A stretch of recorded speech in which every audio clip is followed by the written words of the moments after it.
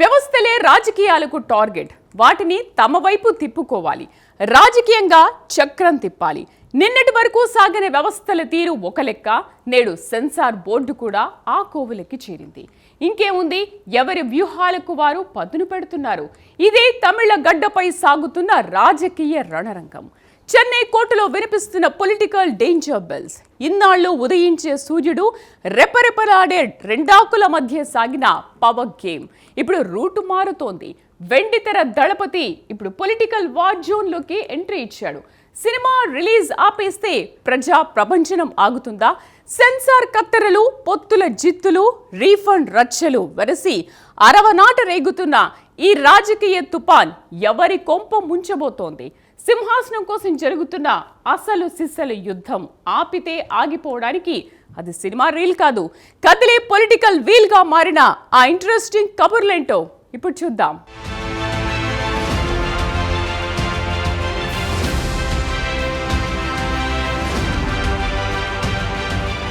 తమిళనాడు ద్రావిడ రాజకీయాలకు ఆత్మ వంటిది. దశాబ్దాలుగా ఇక్కడ రాజకీయం అంటే కేవలం రెండు రంగుల జెండా మధ్య జరిగే ఆధిపత్య పోరు.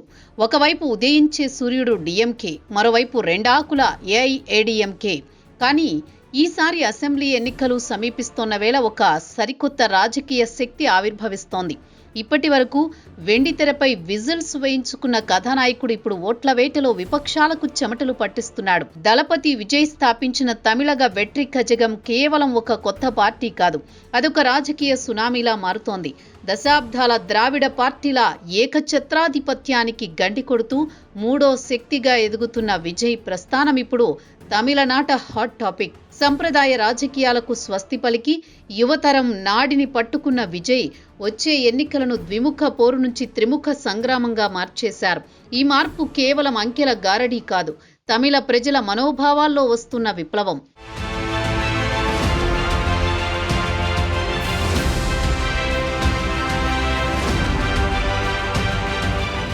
విజయ్ రాజకీయాల్లోకి వస్తున్నారంటేనే అదొక సంచలనం. అలాంటిది తన కెరియర్లోనే చివరి సినిమాగా జననాయగన్ వస్తోందంటే అభిమానుల్లో ఉద్వేగం ఏ స్థాయిలో ఉంటుందో ఊహించడం కష్టం. ఇది కేవలం ఒక సినిమా కాదు, విజయ్ తన అభిమానులకు, తమిళ ప్రజలకు ఇస్తున్న ఒక మేనిఫెస్టో. తెరపై కనిపించే హీరో రేపు అసెంబ్లీలో కనిపించబోయే నాయకుడిగా మారే క్రమంలో ఈ సినిమా ఒక వంతెనలా పనిచేస్తుందని విశ్లేషకులు భావించారు. నిర్మాతలు విడుదల తేదీని ఫిక్స్ చేశారు, థియేటర్లు ముస్తాబయ్యాయి. కానీ సరిగ్గా ఇక్కడే అసలు కథ మొదలైంది. సినిమా విడుదల చుట్టూ అలుముకున్న అనిశ్చితి, అది సృష్టించిన రాజకీయ ప్రకంపనలు ఇప్పుడు దేశవ్యాప్తంగా చర్చనీయాంశమయ్యాయి. తన చివరి చిత్రాన్ని అడ్డుకుంటున్నారని విజయ్ చేసిన వ్యాఖ్యలు అభిమానుల గుండెల్లో ఆగ్రహ జ్వాలలను రగిలించాయి. తెరపై బొమ్మ పడకముందే రాజకీయ తెరపై మాత్రం రచ్చ మొదలైంది.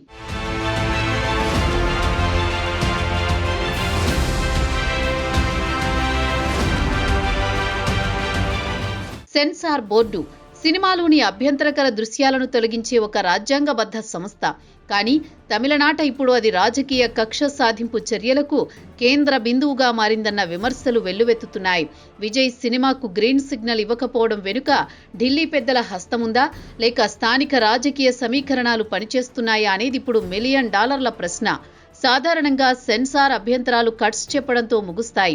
కానీ ఏకంగా సినిమా విడుదలను అనిశ్చితిలో పడేయడం వెనుక బలమైన రాజకీయ కారణాలున్నాయని సినీ రాజకీయ విశ్లేషకులు భావిస్తున్నారు. ఈ పరిణామం విజయ్కు ఒక రకంగా ప్లస్ పాయింట్గా మారింది. వ్యవస్థ తనను అణచివేయాలని చూస్తోందని, తాను బాధితుణ్ణని చెప్పుకోవడానికి టీవీకే పార్టీకి ఒక బలమైన అస్త్రం దొరికినట్లయింది. అభిమానుల ఆగ్రహం వీధి పోరాటాలుగా మారుతున్న వేళ సెన్సార్ బోర్డు నిర్ణయం వెనుక ఉన్న మర్మమేమిటన్నది ఇంకా వీడని చిక్కుముడిగానే మిగిలింది.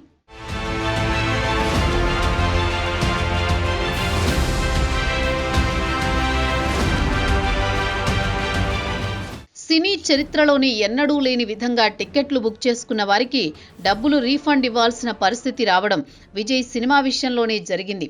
ఇది ఆర్థికంగా నిర్మాతలకు నష్టమేమో, కానీ రాజకీయంగా విజయ్కు మాత్రం లాభించే అంశమే. మా హీరో సినిమాను అడ్డుకున్నారు అనే ఆక్రోశం అభిమానుల్లో కసిని పెంచింది. థియేటర్లలో రీఫండ్ తీసుకుంటున్న ప్రతి అభిమాని రాబోయే ఎన్నికల్లో ఓటు రూపంలో ఆ బాకీ తీర్చుకోవాలని నిర్ణయించుకున్నట్లు కనిపిస్తోంది. ప్రజల్లో, ముఖ్యంగా తటస్థ ఓటర్లలో కూడా విజయ్ పట్ల ఒక రకమైన సానుభూతి ఏర్పడింది. ఒక సినిమా విడుదల కాకపోవడం అనేది ఇప్పుడు సామాజిక చర్చగా మారింది. దీన్ని అడ్డు పెట్టుకుని విజయ్ను రాజకీయంగా దెబ్బతీయాలని చూసిన వారు పరోక్షంగా ఆయనను ప్రజలకు మరింత దగ్గర చేశారనే వాదన బలంగా వినిపిస్తోంది. ఈ రీఫండ్ వ్యవహారం తమిళనాడులో ఎమోషనల్ పాలిటిక్స్ కు కొత్త నిర్వచనం చెబుతోంది.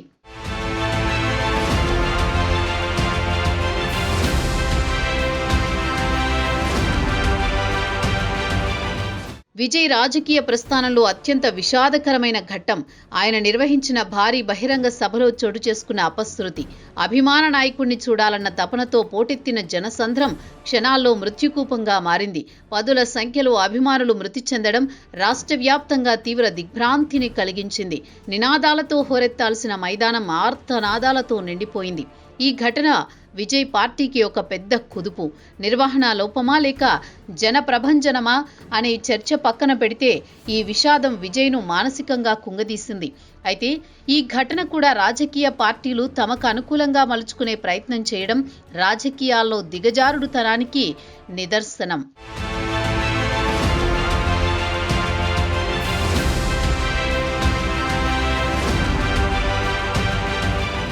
సభలో జరిగిన తొక్కిసలాటపై స్టాలిన్ ప్రభుత్వం వేగంగా స్పందించింది. సిట్ ఏర్పాటు చేసింది, దర్యాప్తుకు ఆదేశించింది. కానీ సిబిఐ ఎంట్రీ ఇచ్చేలా పరిస్థితులు దారితీశాయి. ఇక్కడ కూడా రాజకీయ చదరంగం స్పష్టంగా కనిపిస్తోంది.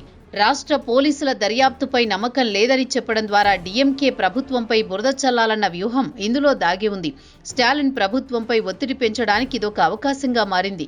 కేసు టర్న్ తీసుకుంటున్న తీరు చూస్తుంటే న్యాయం జరగడం కంటే రాజకీయ ప్రత్యర్థులను ఇరకాటంలో పెట్టడమే లక్ష్యంగా పావులు కదుపుతున్నట్లు స్పష్టమవుతోంది. ఈ దర్యాప్తు నివేదికలు బయటకొచ్చే సమయానికి ఎన్నికల వేడి మరింత రాజుకోవడం ఖాయం.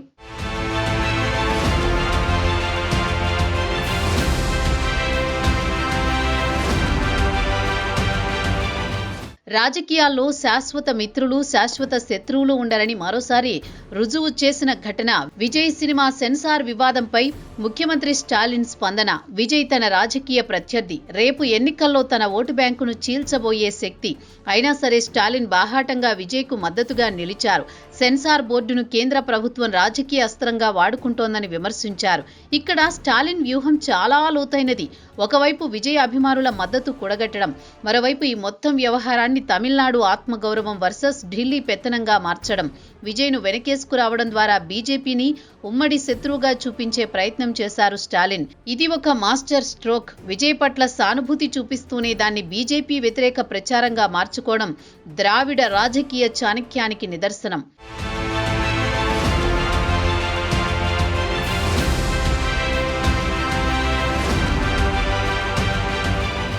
మరోవైపు భారతీయ జనతా పార్టీ వ్యూహం భిన్నంగా ఉంది. తమిళనాడులో పాగా వేయడానికి తహతహలాడుతున్న కమలనాథులు విజయ్ను తమ వైపు తిప్పుకోవాలని లేదా ఆయన ద్వారా డిఎంకే వ్యతిరేక ఓటును చీల్చాలని చూస్తున్నారు. సెన్సార్ వివాదాన్ని బీజేపీ సృష్టించిందన్న విమర్శలు ఉన్నప్పటికీ ఆ పార్టీ నేతలు మాత్రం వ్యూహాత్మక మౌనం పాటిస్తున్నారు. జాతీయ పార్టీలైన బీజేపీ, కాంగ్రెస్ విజయ్ వైపు ఆసక్తిగా చూస్తుండడం ఈ వివాదానికి కేంద్ర బిందువుగా మారింది.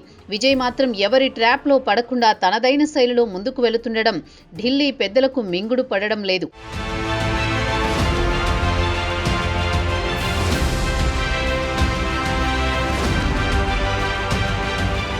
తమిళనాడులో కాంగ్రెస్ పరిస్థితి ముందు నుయ్యి వెనుక గొయ్యి అన్న చందంగా మారింది. ఇన్నాళ్లు డిఎంకే నీడలో కొనసాగిన హస్తం పార్టీకి ఇప్పుడు విజయ్ రూపంలో కొత్త ఆశ కనిపిస్తోంది. డిఎంకే కూటమిలో ఉంటూనే విజయ్ పార్టీతో కొత్త స్నేహం చిగురించేలా ఆయన ఆలోచన కాంగ్రెస్ హైకమాండ్ ఉంది. అందుకే పొత్తులపై తొందరపడి ఎలాంటి వ్యాఖ్యలు చేయొద్దని క్యాడర్కు స్పష్టమైన ఆదేశాలిచ్చింది. విజయ్ ఓటు బ్యాంకు, కాంగ్రెస్ సంప్రదాయ ఓటు బ్యాంకు ఒకేలా ఉండడం కూడా ఈ ఆలోచనకు ఆజ్యం పోస్తోంది. అయితే ప్రస్తుతానికి వేచి చూసే ధోరణిలోనే ఉన్న తెర వెనుక మంతనాలు మాత్రం ముమ్మరంగా సాగుతున్నట్టు సమాచారం. విజయ్ రాకతో కాంగ్రెస్ తన రాజకీయ అస్తిత్వాన్ని పునర్నిర్వచించుకునే పనిలో పడింది. అయితే డిఎంకేతో చెలిమి మాత్రం వదులుకోదన్న ప్రచారం కూడా బలంగా వినిపిస్తోంది.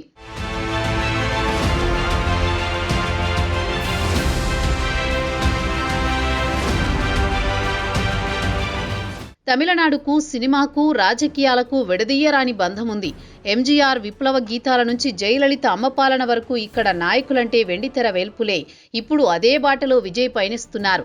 ఎంజీఆర్ జయలలిత తర్వాత ఆ స్థాయి క్రేజ్ ఉన్న ఏకైక నాయకుడు విజయ్ మాత్రమే అని చెప్పక తప్పదు. రజనీకాంత్, కమల్ హాసన్ వంటి అగ్రనటులు రాజకీయంగా ఎదగాలని భావించినా అంతిమంగా వారి ప్రయత్నాలు పెద్దగా ఫలించలేదు. మరోవైపు యంగ్ స్టార్ విజయ్ రాణిస్తూ ఉండడం అతనికి ప్లస్గా మారింది.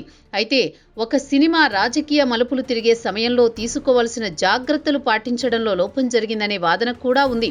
ఎంజీఆర్కు నాదోడి మన్నన్ ఎలాగో విజయ్కు ఈ సినిమా అలా మారబోతోందా, చరిత్ర పునరావృతం అవుతుందా అన్నది ఆసక్తికరం. సినిమా డైలాగులు పేల్చడం వేరు, ప్రజాక్షేత్రంలో సమస్యలు పరిష్కరించడం వేరు. కానీ తమిళ ఓటర్లు ఎప్పుడూ ఎమోషనల్ కనెక్షన్కే ఓటేస్తారు. విజయ్ ఈ ఎమోషన్ను ఎంతవరకు ఓట్లుగా మార్చుకోగలరన్నది అసలు సిసలు సవాలు.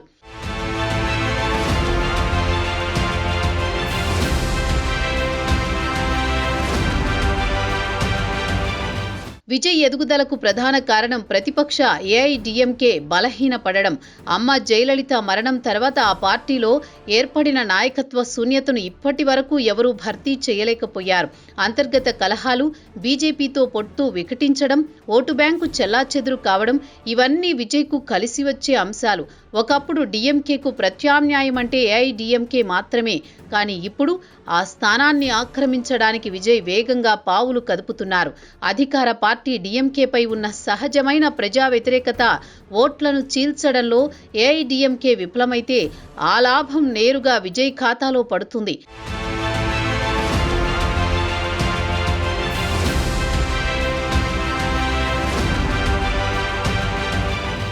ప్రస్తుతం తమిళనాడు రాజకీయాలు ఒక చారిత్రక మలుపు వద్ద నిలబడి ఉన్నాయి. ఈ ఎన్నికలు కేవలం గెలుపు ఓటముల లెక్క కాదు. ఇది ద్రావిడ రాజకీయాల అస్తిత్వానికి, కొత్త తరం ఆకాంక్షలకు మధ్య జరుగుతున్న పోరాటం.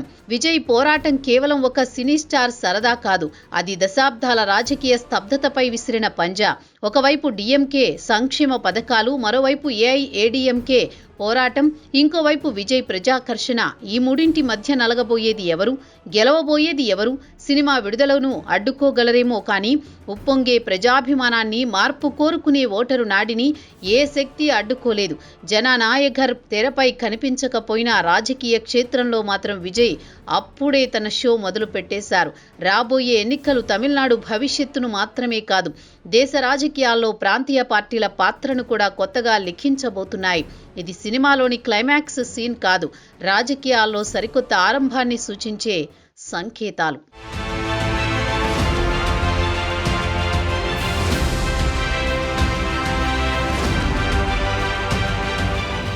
ఇది కేవలం ఒక సినిమా విడుదల చుట్టూ తిరుగుతున్న వివాదం మాత్రమే కాదు, తమిళనాడు రాజకీయ భవిష్యత్తును నిర్ణయించే ఒక ప్రచండ యుద్ధం.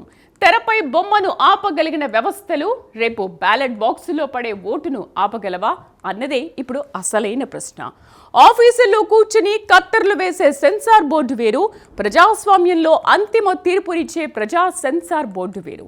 ఆ బోర్డు కనుక ఒక్కసారి కట్ చెబితే ఎంతటి రాజకీయ దిగ్గజాలైనా ఇంటికి వెళ్లాల్సిందే. ఆ తీర్పు ఎవరికి పట్టం కడుతుందో, ఎవరికి ప్యాకప్ చెబుతుందో కాలమే నిర్ణయిస్తుంది.